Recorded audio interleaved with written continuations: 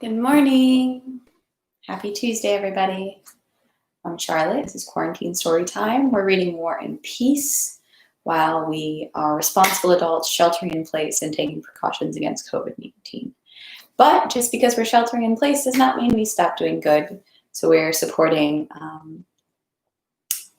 the Black Lives Matter movement and urging on for racial equality in America and around the world, which includes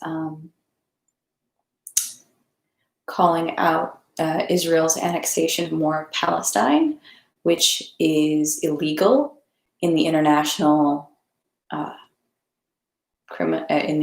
international law, which is not sanctioned by the UN, and I think is also rather morally reprehensible. We can support people of all colors and all different beliefs and religious systems, but we do not need to support the genocide and cultural annihilation of a people to do so. So check that out, make some phone calls, be vocal, because now is not the time to be silent, as if you think your rights are being violated by wearing a mask, let me tell you what's going on in the rest of the world. I can't with people. Anyways, much love, people, much love. Anyways, we're reading, on a happier note, we're reading about Napoleon's invasion of Russia in 1812. Much cheerier. Let's see, and right now we're focusing on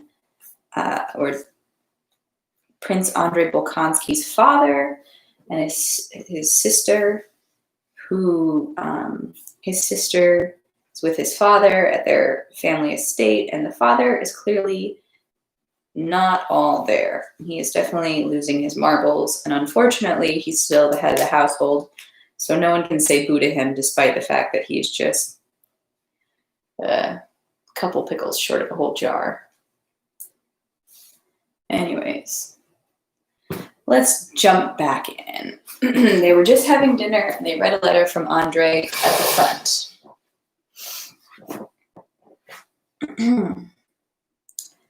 Volume 3, Part 2, Section 3. When Mikhail Ivanitch came back to the study with the letter, the prince, wearing spectacles with a shade over his eyes and over the candle, was sitting at the open bureau with papers in his outstretched hand, reading in a somewhat solemn pose his remarks, as he called them, to be delivered to the sovereign after his death.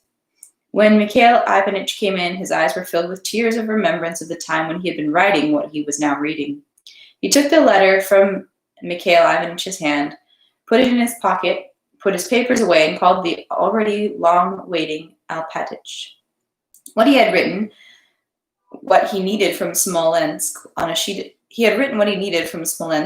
of paper, and walking across the room past Alpatych, who was waiting at the door, he began giving orders. First, some stationery. Do you hear? 8 quires. Here's a sample, gilt-edged. A sample, get exactly the same thing. Varnished, sealing wax, as on Mikhail Ivanitch's list. He took a few steps around the room and glanced at his memorandum, then delivered the letter about the deed to the governor in person. Then door bolts were needed for the new construction of exactly the design the prince himself had devised. Then an iron-bound box had to be ordered to keep the will in. The giving of instructions to Alpatych went on for more than 2 hours. The prince would not let him go. He sat down, fell to thinking, and closing his eyes, dozed off. Alpatych stirred. Well, off you go, off you go. If I need anything, I'll send for you. Alpatych left. The prince went over to the bureau again, looked into it, touched the papers with his hand, locked it again, and sat down at the desk to write the letter to the governor. It was already late when he stood up, having sealed the letter. He wanted to sleep, but he knew he could not be able to fall asleep, and that the worst thoughts came to him in bed. He called Tikhon and walked about the rooms with him so that as to tell him where to make up his bed for that night. He walked about, sizing up every little corner. Everywhere seemed bad to him, but worst of all was his customary couch in the study. This couch was frightful to him, probably because of the painful thoughts that came to him as he lay on it. Nowhere was good, but in any case, the best of all was the little corner in the sitting room behind the piano. He had never slept there yet. Tikhon and the other servants brought the bed and began to make it up. Not like that, not like that, cried the prince, and he himself moved it to a few inches further from the corner and then a little closer again. Well, I've finally done everything, now I can rest, thought the prince, and he allowed Tikhon to undress him. Wincing vexedly at the efforts that had been made in order to take off his caftan and trousers, the prince undressed, lowered himself heavily onto the bed, and seemed to lapse into thought, looking contemptuously at his yellow, shriveled legs. He did not lapse into thought, but hesitated before the labor that faced him of raising those legs and shifting himself onto the bed. Oh, how hard it is! If only these labors would be over quickly, and you would release me, he thought. Compressing his lips, he made this effort for the 20th time and lay down. But just as he lay down, the whole bed suddenly began moving rhythmically back and forth under him, as if breathing heavily and jostling. This happened to him almost every night. He opened his just-closed eyes. No peace! Curse you, he growled angrily at someone. Yes, there was something important. Something very important that I was saving for the night in bed. The door bolts? No, I said that. No, something that was in the drawing room. Princess Marya blathered something. Desales, that fool, said something. Something in my pocket, I don't remember. Tishka! What were we talking about at dinner? About the prince, Mikhail. Silence. The prince slapped his hand on the table. Yes, I know. Prince Andrei's letter. Princess Marya read it. Desales said something about Vitebsk. I'll read it now. He had the letter taken from his pocket, and a little table with lemonade and a spiral wax candle moved closer to the bed. Putting on his spectacles, began to read. Only now in the quiet of night, by the faint light from under the green shade, reading through the letter, did he momentarily grasp its meaning for the first time. The French are in Vitebsk? In 4 days' march, they may be in Smolensk. They may be there already. Tishka! Tikhon jumped up. No, never mind, he cried, and he hid the letter under the candlestick and closed his eyes. And before him stood the Danube, bright noonday, bulrushes, the Russian camp, and he, a young general without a wrinkle on his face, brisk, cheerful, red-cheeked, goes into Potemkin's decorated tent, and a burning feeling of envy of the favorite, as strong now as it was then, stirs in him. And he remembers all the words that were said then at his first meeting with Potemkin, and before him stands a short, fat woman with a yellow tint to her fleshy face, the Mother Empress. She smiles, and her words when she receives him with favors for the first time, and he remembers the same face on a catafalque, and his clash with Zuber, who then stood by her coffin, over his right to go up and kiss her hand. Ah, quickly, go back to the time, and let all this now be finished as quickly as possible. Let them leave me in peace. Section 4. Bald Hills, the estate of Prince Nikolai Andreevich Bolkonsky, lay 40 miles east of Smolensk and 2 miles from the Moscow road. The same evening that the prince gave orders to Alpatych, Desales, having demanded to see Princess Marya, told her that, as the prince was not quite well and was taking no measures for his own safety, it was clear from Prince Andrei's letter that to stay at Bald Hills was unsafe, and he respectfully advised her to write and send with Alpatych her own letter to the head of the province in Smolensk, asking him to inform her about the situation and the degree of danger Bald Hills was exposed to. Desales wrote a letter to the governor for Princess Marya. She signed it, and this letter was given to Alpatych with orders to deliver it to the governor and, in case of danger, to return as soon as possible.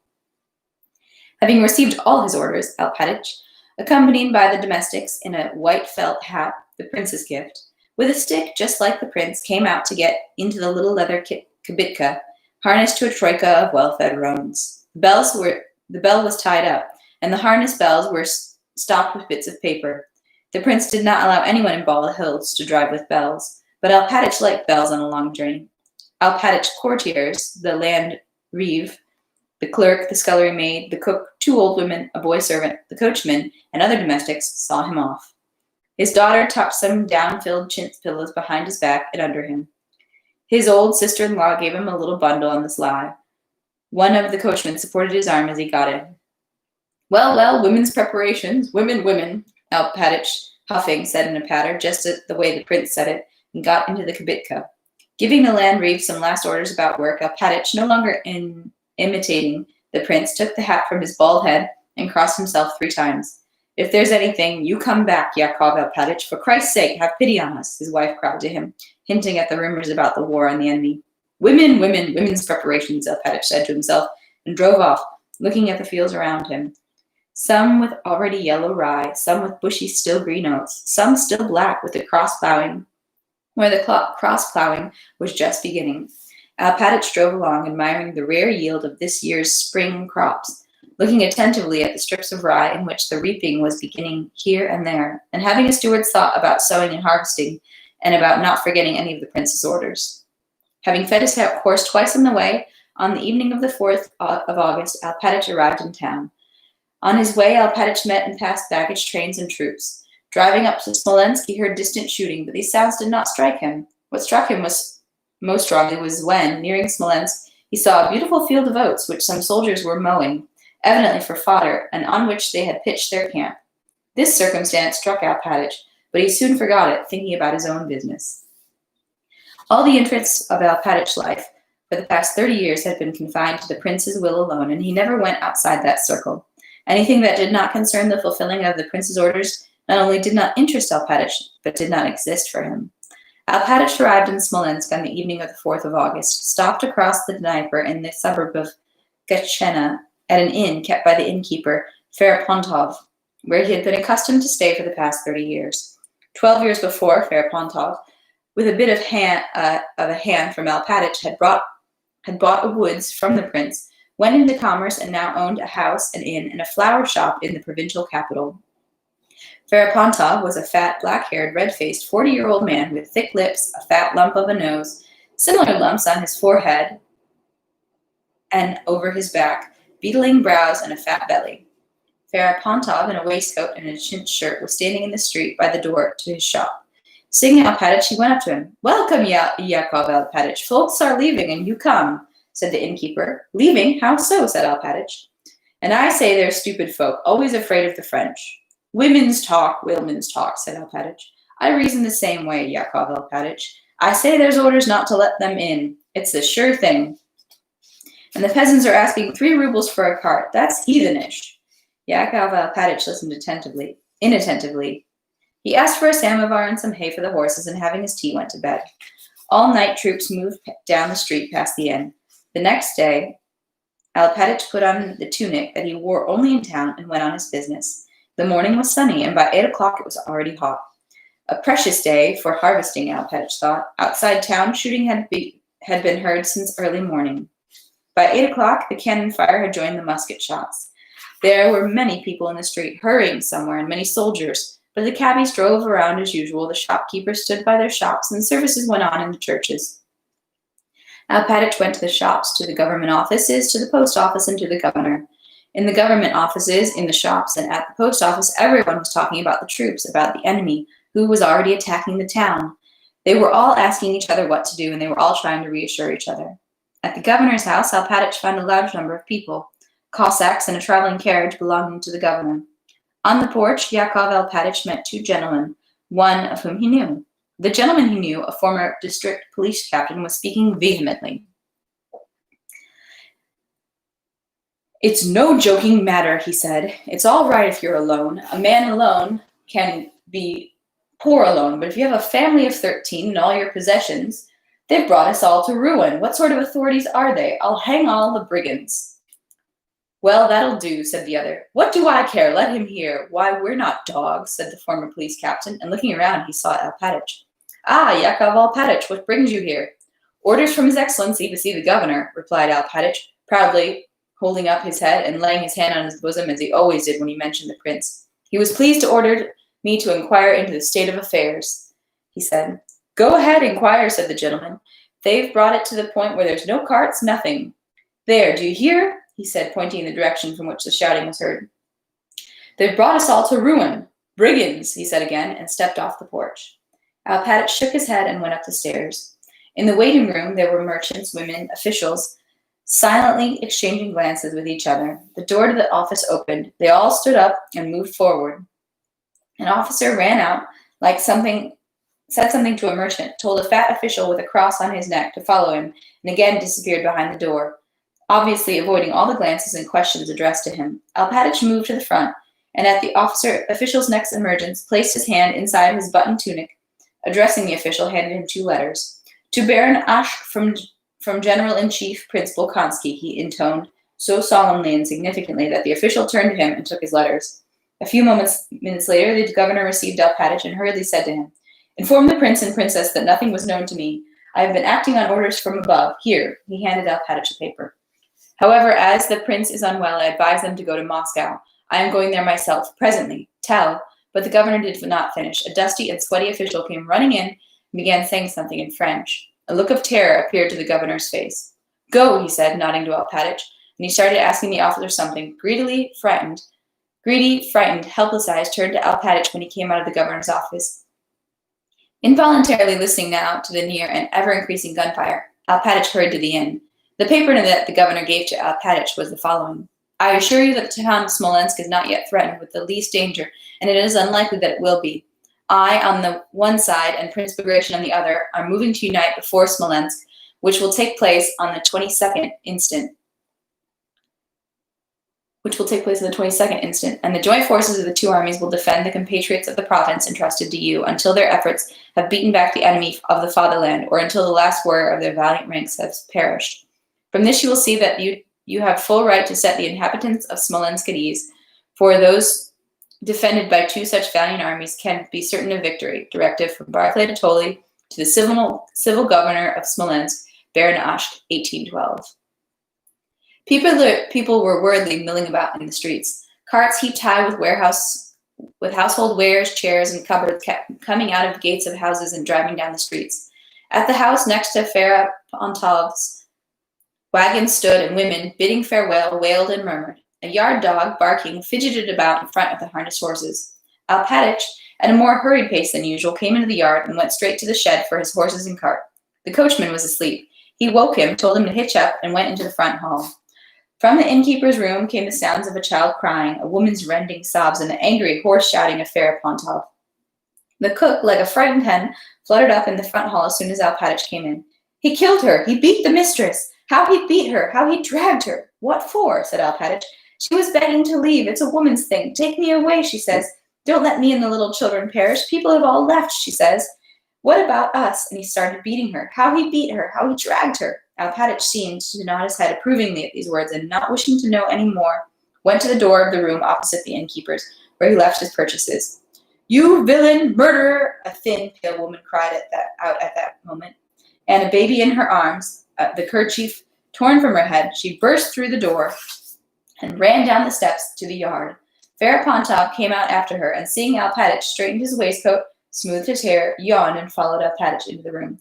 "So you mean to leave already?" he asked. Without answering the question or turning to look at the innkeeper, Alpatich, sorting his purchases, asked how much he owed for his stay. "I'll reckon up."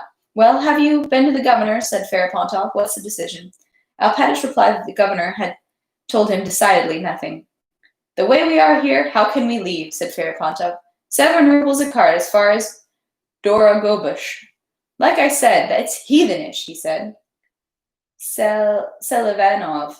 He was in luck on Thursday, sold flour to the army at 9 rubles a sack. "Well, do you want tea?" he added. While the horses were being hitched up, Alpatich and Ferapontov drank their tea and talked about the price of wheat, about the crops, and good weather for harvesting. "It's quieting down, though," said Ferapontov, having drunk 3 cups of tea and getting up. "Must be our side won. They said they wouldn't let them. So they're strong. And today I heard tell that Matvey Ivanich Platov drove them into the river Marina, got some 18,000 drowned in one day." Alpatich gathered up his purchases, gave them to the entering coachman, and paid the innkeeper. From the gates came the sound of wheels, hooves, and bells from the little kibitka rolling out. It was already long past noon. Half the street was in shadows, the other half brightly lit by the sun. Alpatich glanced out the window and went to the door. Suddenly there came the strange sound of a distant whistling and a thud, and after that the merging roar of cannon fire which made the windows shake. Alpatich went outside. 2 men were running down the street towards the bridge. From different sides came the whistle and thud of cannonballs and the explosion of shells falling on the town. But the inhabitants scarcely heard or paid attention to these noises in comparison with the sound of gunfire outside the town. This was the bombardment of the town which Napoleon had ordered open from 130 cannons starting at 4 o'clock. At first, people did not understand the meaning of this bombardment. The sound of the falling shells and cannonballs aroused only curiosity at first. Ferapontov's wife, who till then had not stopped wailing in the shed, fell silent and came out to the gates with the baby in her arms, looking silently at people and listening to the sounds. The cook and the shop clerk came out up to the gates. Everyone tried with mere curiosity to catch sight of the projectiles racing over their heads. Several men came around the corner talking animatedly. "Some force," said one. "It just smashed the roof and ceiling to splinters." "Rooted up the earth like a pig," said the other. "That's a grand thing. That cheers you up," he said, laughing. "Lucky you jumped out of the way or it would have flattened you." People began to address these men. They stopped and told how a cannonball had struck a house right next to them.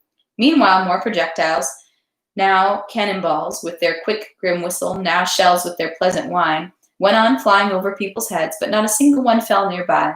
They all carried too far. Alpatich was getting into the little kibitka. The innkeeper was standing at the gate.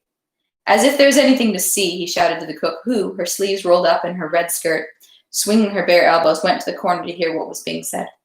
"What a wonder," she kept saying, but hearing the innkeeper's voice, she came back, straightened her tucked-up shirt. Again, very close this time, something whistled like a bird flying down from above. Fire flashed in the middle of the street, something went off, and the street was covered with smoke. "Villain, what did you do that for?" cried the innkeeper, running to the cook. At the same moment, women wailed pitifully on all sides. A frightened child wept, and people with pale faces crowded around the cook.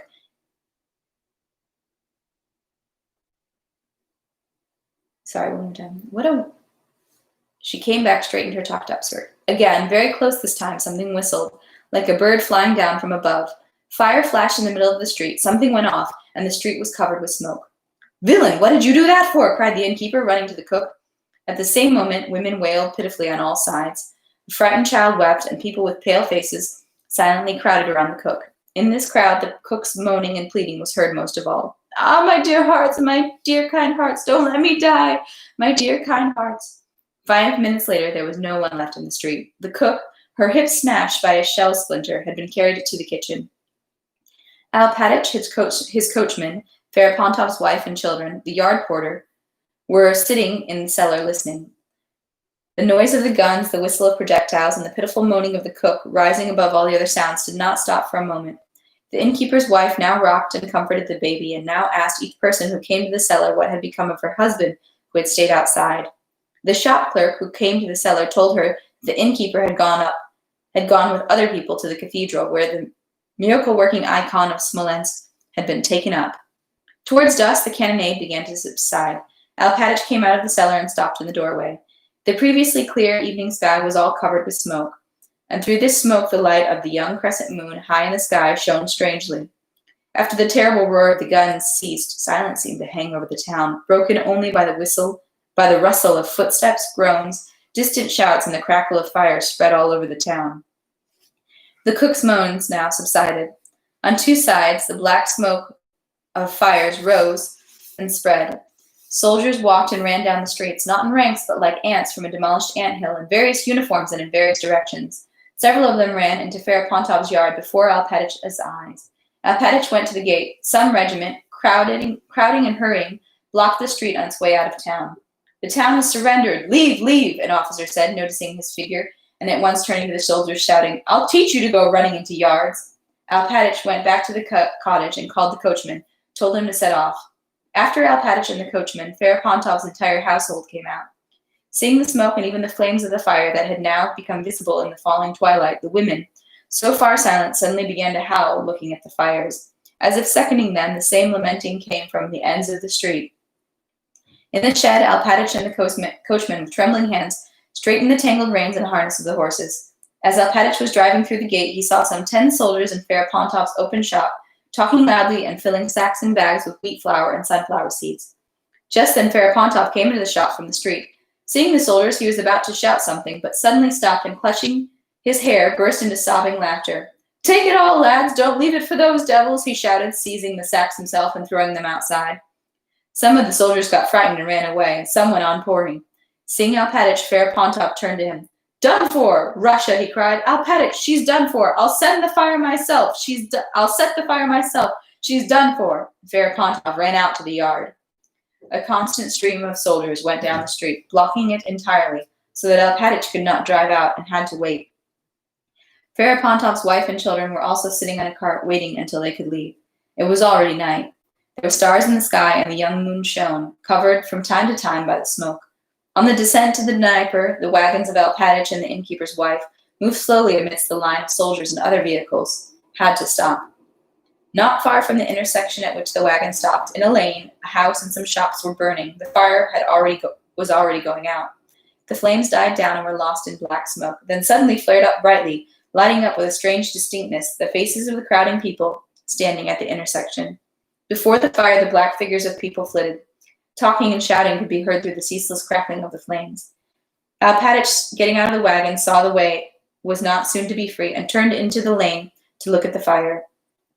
Soldiers constantly darted up and down past the fire, and Alpatich saw 2 soldiers, and with them some man in a frieze overcoat, dragging burning beams out of the fire and across the street to a neighboring yard, while others carried armfuls of straw.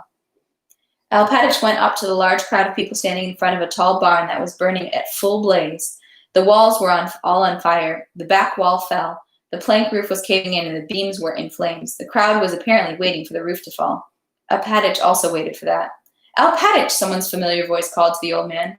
"Your Excellency, dearest," replied Alpatich, instantly recognizing the voice of his young prince. Prince Andrei, in a cloak, astride a black horse, was standing behind the crowd and looking at Alpatich. "What are you doing here?" he asked. Your Excellency," Alpatich said, and burst into sobs. We're all lost then. Your father."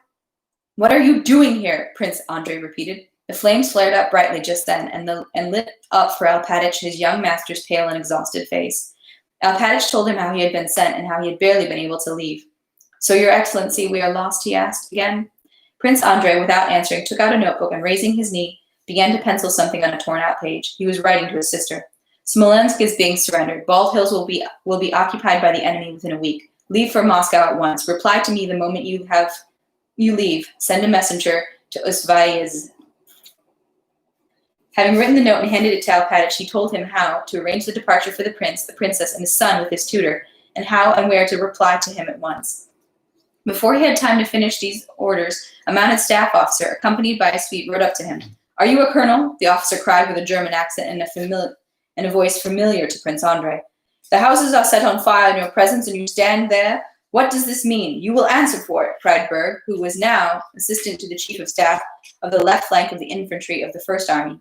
A quite agreeable and visible post, as Berg put it. Prince Andrei looked at him, and without replying went on addressing Alpatich. "Tell them that I will wait for a reply until the 10th, and if I don't know by the 10th that everyone is gone, I'll have to drop everything and come to Bald Hills myself." "I said it, Prince," said Berg, recognizing Prince Andrei. "Only because I must carry out orders, because I always carry them out precisely. Excuse me, please." Berg apologized for something. Something crackled in the fire. The fire subsided for a moment. The black clouds of smoke poured from under the roof. Something crackled still more fearfully in the flames, and something enormous collapsed. "Ho, ho, ho!" roared the crowd, seconding the collapsed ceiling of the barn, from which came the smell of pancakes produced by the burning grain. The flames flared up and illuminated the animatedly joyful and worn-out faces of the people who stood around the fire. The man in the frieze overcoat, raising his arm, cried, "That's grand! Went right up! It's really grand, lads!" "It's the owner himself," the voices said. "So then," said Prince Andrei, turning to Alpatich, "convey everything as I've told you." And without saying a word to Berg, who stood silent beside him, he spurred his horse and rode down the lane. And the next section's a bit long, so we'll end there for today. But rather exciting. I really hope that Prince Andrei's family gets out and goes to Moscow. The old prince is just like got a few screws loose, and he's not even like comprehending what people are saying when they say, like, "Look, the enemy is in Russia." He's like, "No, they'll never get past Poland." They're like, "No, they're literally here. They're literally down the road." He's like, "Nah." So I'm kind of really hoping that they'll be able to, Princess Maria and, because they got the little boy, Nikolushka, to get out too. So, crazy. And that's Prince Andrei's life. Anyways, so very exciting and very saddening. But yeah, we will pick up there again tomorrow. Stay safe, everybody. Have a great day.